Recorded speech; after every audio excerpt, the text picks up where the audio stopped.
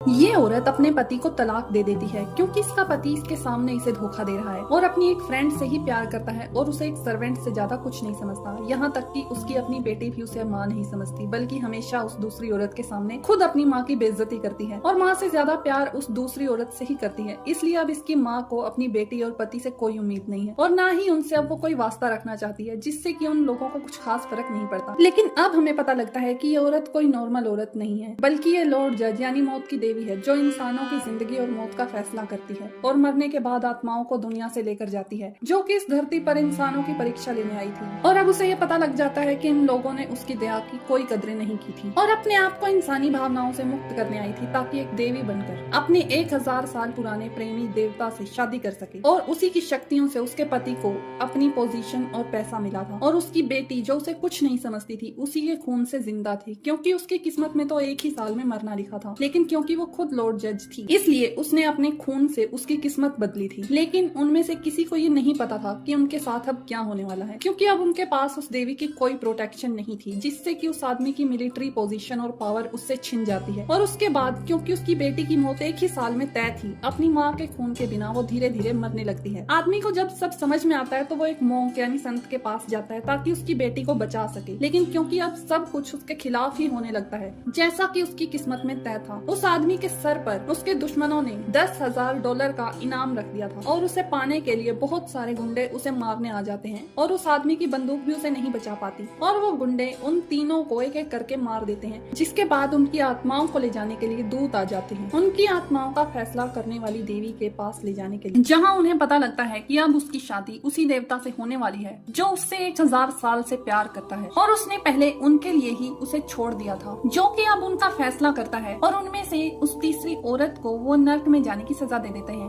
अब वहाँ पहुंचकर जब वो उनके सामने आती है तो वो आदमी और उसकी बेटी उसी देवी को मनाने की बहुत कोशिश करते हैं और उसे बार बार याद दिलाते हैं कि वो उसकी माँ है, उसकी पत्नी है, लेकिन अब उसे उनकी बातों से कोई फर्क नहीं पड़ता और वो उन्हें बिल्कुल वैसे ही ट्रीट करती है जैसे कि वहाँ पर दूसरी आत्माएं होती हैं और उन्हें वहाँ पर मेहनत का काम करने लगा देती है, जिसके बाद उसकी शादी उसके असली प्यार से होती है, जहाँ पर वो दोनों बाप बेटी उसकी शादी रोकने की कोशिश करते हैं, लेकिन वो खत्म हो जाते हैं और एक मोती बनकर उसके हाथ में आ जाते हैं।